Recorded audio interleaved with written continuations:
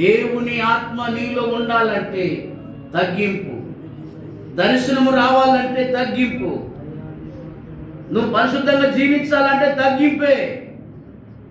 ఈ తగ్గింపు లేకపోతే నీలో పరిశుద్ధత ఉండదు. దేవుని బిడ్డ, ఆత్మ ఉండదు, అభిషేకం ఉండదు, భాషలు ఉండయి, వరాలు ఉండయి, ఫలాలు ఉండయి, ఆశీర్వాదం ఉండదు, దీవెన ఉండదు, సమాధానం ఉండదు.